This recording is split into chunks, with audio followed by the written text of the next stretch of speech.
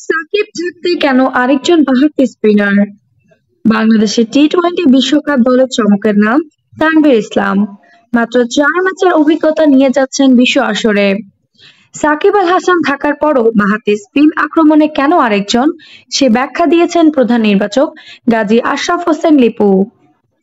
দল ঘোষণার পর জনাকীর্ণ সংবাদ সম্মেলনে তিনি জানান, কন্ডিশন আর প্রতিপক্ষ বিবেচনাতে ১৫ জনের দলে চতুর্থ স্পিনার হিসেবে তানভীরের অন্তর্ভুক্তি। আলোচনায় ছিল তাইজুল ইসলাম, নাসুম আহমেদেরও নামও। তাদের টপকে জিম্বাবুয়ের বিপক্ষে সবশেষ সিরিজে দুটি টি-টোয়েন্টি খেলায় স্পিনারকে সেরা মনে হয়েছে নির্বাচকদের। দলে যেভাবে বিভিন্ন বিভাগের মাঝে ভারসাম্য রাখা হয়েছে সে ব্যাখ্যাও দেন লিপু। ৩ জন ওপেনার যেন থাকে, মিডল অর্ডারের জন্য অন্তত ৫ জন সলিড ব্যাটার কাম উইকেট কিপার যেন থাকে, সেটার দিকে লক্ষ্য রেখেছি। আমরা সিমিং বোলার ৪টা চিন্তা করেছি। তারপর ৩টা স্পিনার তো পিক করা খুব সহজ, তবে চতুর্থ স্পিনারের ক্ষেত্রে আমাদের অনেক চিন্তা ভাবনা করতে হয়েছে। ফোর্থ স্পিনারে কেন যাব, এই আলোচনায় পরবর্তীতে এসেছে যে কোনো কন্ডিশনে কোনো প্রতিপক্ষের বিপক্ষে খেলা এবং তাদের ব্যাটিং শক্তির দিক ও বামহাতি ডানহাতি প্যাটার্ন সেটাকে বিবেচনা করার চেষ্টা করেছি। যদি আমরা কোয়ালিফাই করতে পারি, ওই মাঠে আমাদেরকে আরো ২টি ম্যাচ খেলতে হবে। আশা করি সেই আলোকে হয়তো স্পিনাররা বেশি প্রাধান্য পাবে।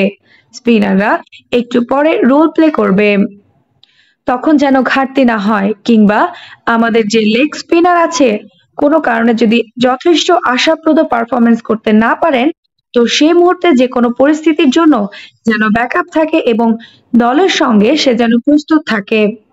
দলের মধ্যে পরিকল্পনা যা হয়েছে তার মধ্যে তারা আছে, ওখানে গিয়ে যেন কুইক ডেলিভার করতে পারে। আমরা খুঁজেছি বিশ্বমঞ্চে খেলার জন্য আমাদের আসলে অভিজ্ঞ কোনো বাঁহাতি স্পিনার আছে কিনা।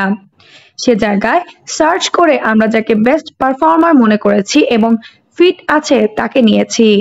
খুব বেশি বিকল্পও ছিল না। আলোচনা প্রসঙ্গে হয়তো তাইজুল ইসলাম, নাসুম আহমেদের নামও এসেছে। তাদেরকে ছাপিয়ে, তাইজুলের তো ফিটনেসেই ঘাটতি রয়েছে, তাদেরকে ছাপিয়ে তানভীর চলে এসেছে আমাদের লিস্টে। তানভীরকে বিশ্বকাপ দলে রাখার ব্যাখ্যায় বলেন প্রধান নির্বাচক। আফসানা নওরিন, বাংলা স্পোর্টস।